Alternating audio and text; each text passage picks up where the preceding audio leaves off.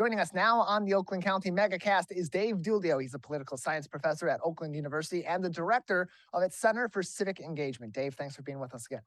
Hey, thanks for having me, Tyler. Appreciate having you on. We're just several days past the primary elections in Michigan, and already they're having some pretty significant effects on the political realm here in the state of Michigan. Let's begin in the gubernatorial race, particularly so far. What's really been hitting the Republican nominee for Governor Tudor Dixon is her stance on abortion. Already some pretty direct attack ads already making the television and the radio airwaves every single day about her stance on abortion. So far, what sort of impact is that really having on her polling numbers, on her chances of defeating Governor Gretchen Whitmer, knowing that that is a tentpole issue in this election in the state of Michigan and nationwide? Sure, I think we need to wait a little bit to see what effect it's having. You know, we've got some pretty good poll numbers from pre-primary day. I'd like to see some polling that has just Dixon versus Whitmer in the poll, so that since we know now for sure that it's that matchup. I think the effect can be predicted, though, right? That and Democrats in the Whitmer campaign were quick to jump on this issue because they see it as a winner for them, right? They see it as something where they have an advantage over Dixon, and I think you'll see Tudor Dixon probably try to walk that back and maybe soften that stance a little bit.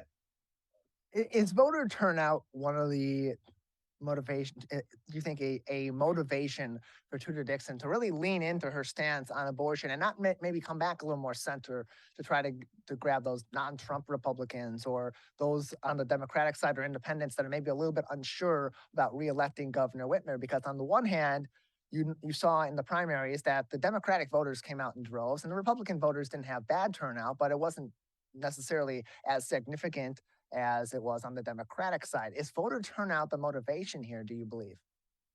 No, I think Whitmer. I'm sorry. I think Dixon and her campaign are going to just try to focus on different issues, and to try to grab the persuadable voters, to grab the independent voters, and I say that because both parties are going to have their base, and it's about in a state like Michigan, right, which is arguably a pretty close to 50-50 state.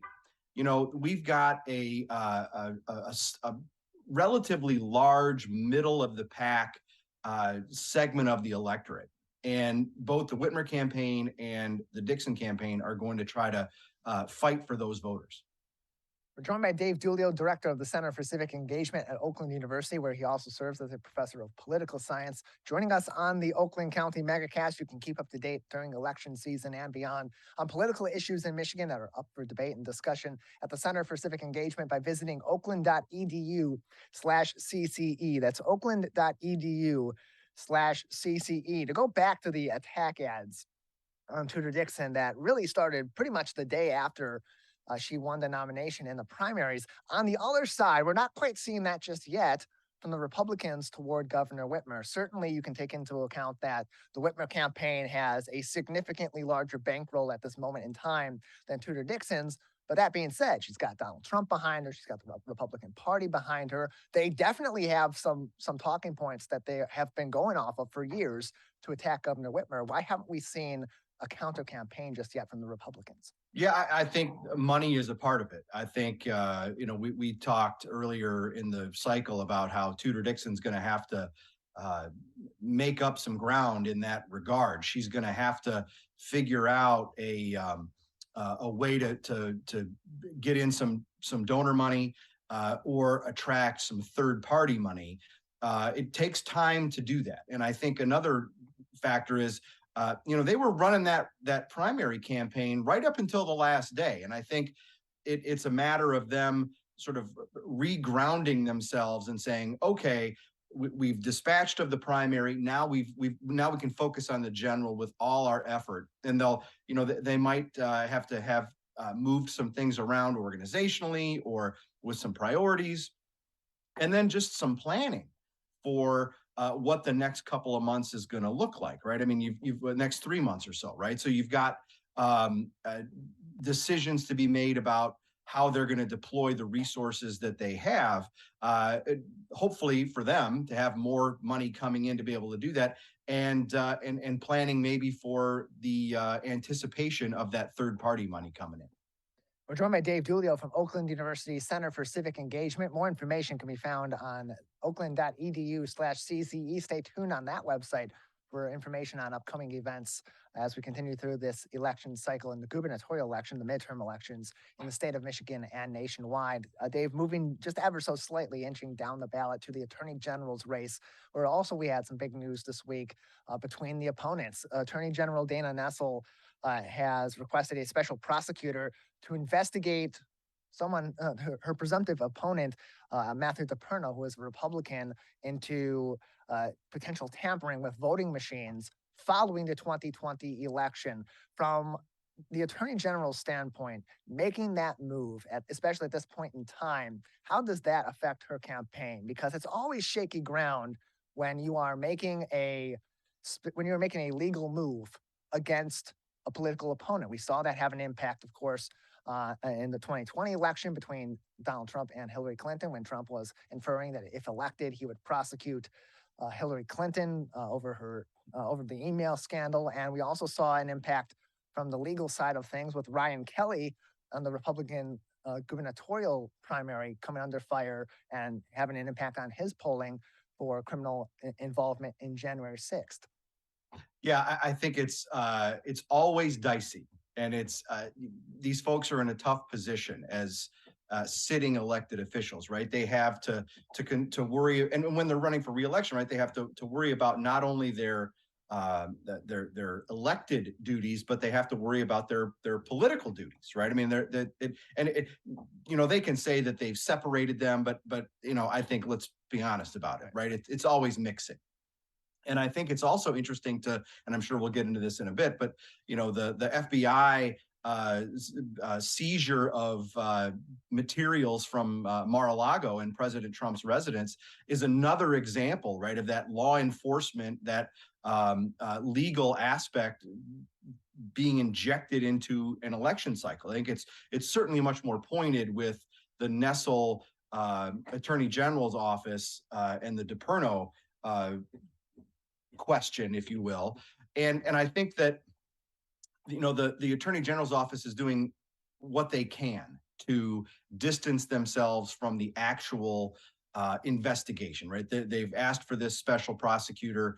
I imagine that it happens, that they get it. I wonder about the timing, though.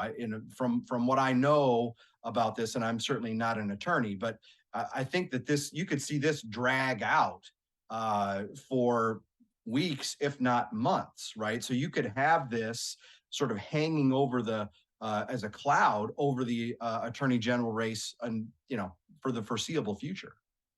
We're joined by Dave Dulio from Oakland University Center for Civic Engagement, and also is a political science professor at Oakland University, joining us on the Oakland County Megacast. Again, keep up to date on everything happening at Oakland University at oakland.edu. That's oakland.edu/CCE for information on upcoming events, as well as past events with the Center for Civic Engagement, especially as we're heading toward a very contentious November election for the governor, for the attorney general, for secretary of state, as well as many, many down ballot races as well. Dave, as we continue talking about the special prosecutor issue, the voting machine issue with Matthew DePerno, cycling back a little bit to what I said earlier about Ryan Kelly and the impact of his indictment for his involvement in January 6th and the impact that had on his gubernatorial primary. What sort of impact do you think that this situation will have on Matthew DePerno's race for attorney general? Because on the one hand, it does kind of feed into the questioning of whether or not the 2020 election was legitimate, which fires up the base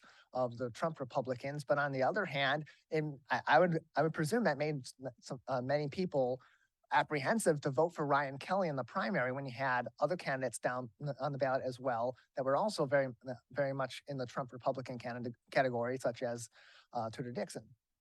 I think the difference between the Ryan Kelly situation and the Matt DePerno situation is one was a primary and one's a general election, right? And I think in the primary, you can argue that helped Ryan Kelly. He used it to increase his name recognition. He certainly used it to increase his campaign coffers, right? He raised more money off of that, or raised more money in the wake of that than he had previously. And I think, it probably helped him if we think about it as a net, right? I mean, there were certain, maybe a drag in some ways, but I think it was a net positive for Ryan Kelly.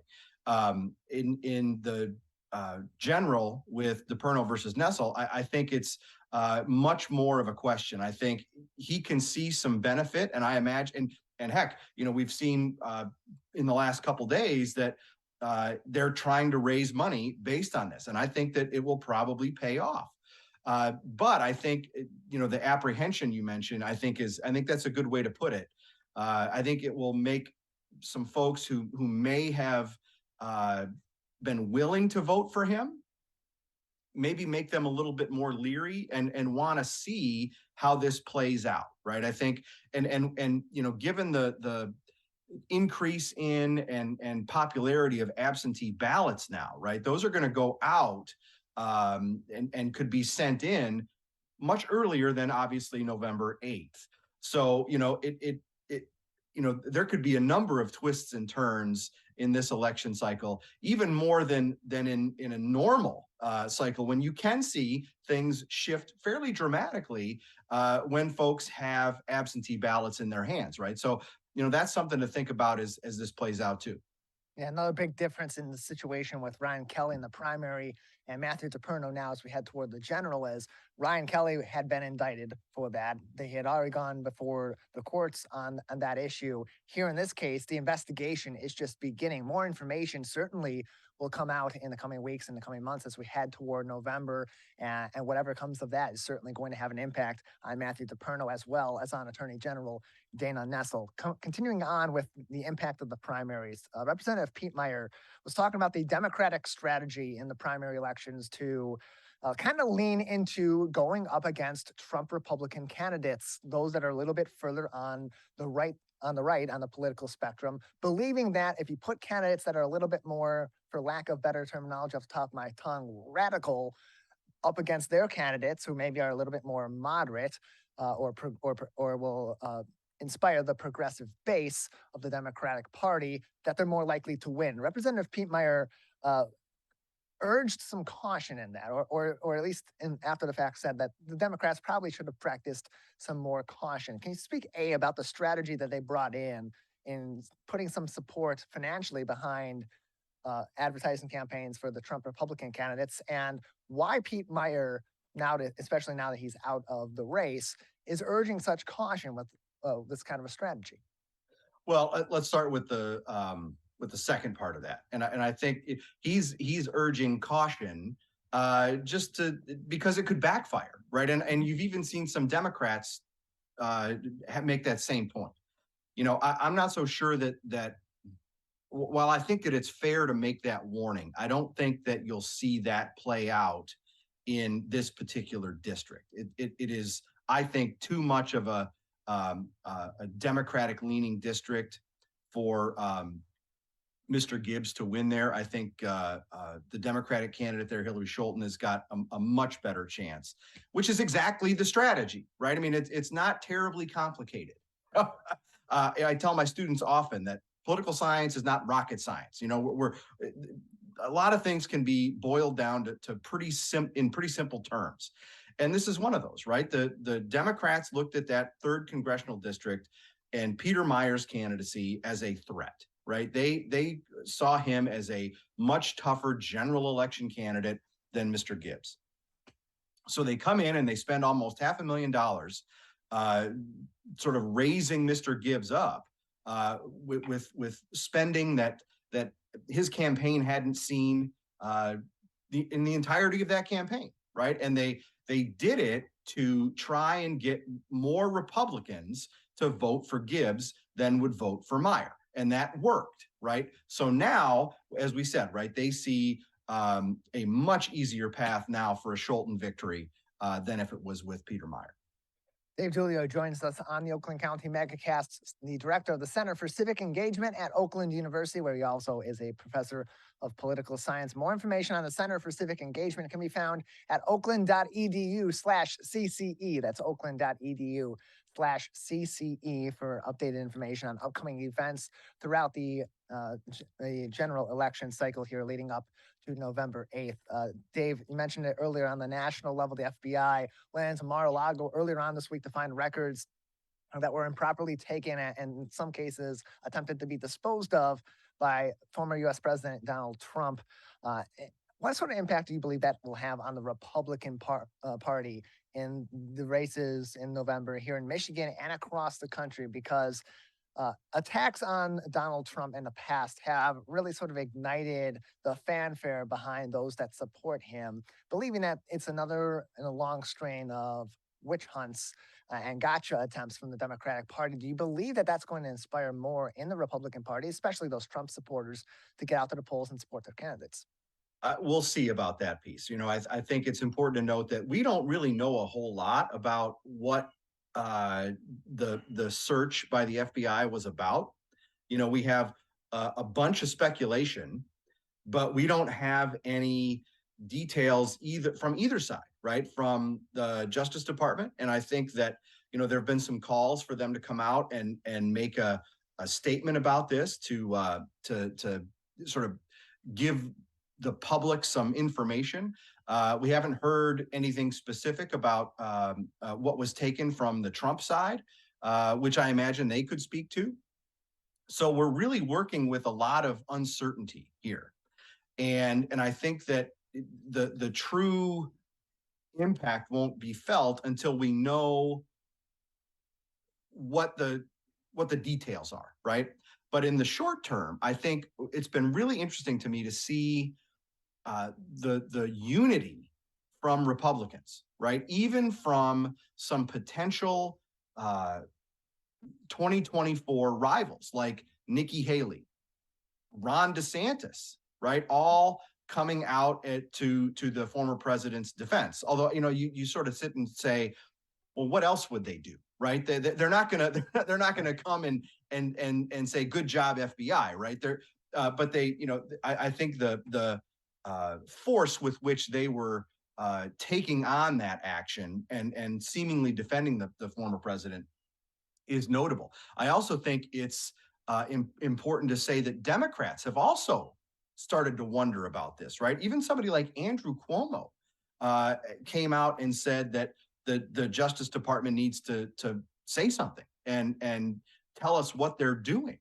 So, I mean, when would we think that would be the case? Now, he's maybe trying to get back into politics right after his resignation, but it's I think it's interesting to watch the swirl, if you will. I think that there is some potential to unify the party and or at least give the Republicans a rallying cry, right? But in terms of impact at the polls, right? I mean, November's a long way away. Yeah. Except we do have a few more primaries where this could play out, specifically Wyoming, where Liz Cheney, right, maybe the number one Trump detractor in the U.S. House of Representatives, is in a political battle to retain her seat. You might see impact there. But I think November's a long way away, where there's so much to play out that we don't really know. I think suffice it to say, we need some more details. Yeah, the strategy in this upcoming election for the Trump Republicans has really been twofold. It's been pretty simple, as you said. In the primaries, the Republican goal is to defeat the rhinos, Republicans in name only, as they refer to them in their party, and then, of course, move on to defeat the Democrats. Dave, anything else for us today that we haven't discussed, or anything upcoming at the Center for Civic Engagement that you'd like to discuss today? Yeah, I think the first part of that question, Tyler, I think notable that Congresswoman Ilhan Omar barely escaped a primary challenge from a pro-police, very vocal pro-police Democrat. She squeaked by, and I think that's notable, just sort of given how successful she had been before. I think that's something to keep an eye on. She's not going to lose that seat in the general, but the larger dynamic of maybe some Democrats are finding the progressive wing a little too radical for their taste. That's something to watch out for. And in the fall, we'll have a number of programs and activities that your viewers and listeners can access at Oakland University. We're going to continue our office hours series where we talk about timely topics with faculty experts. We'll do a couple election related sessions, one on the economy and one on sustainability. We'll have information on the website pretty soon on how folks can register. And I'll also tease a little bit. We're looking at two pretty high profile things that we hope to be able to talk to you about in the near future. Well, Dave, we appreciate your time. Thanks for joining us. My pleasure.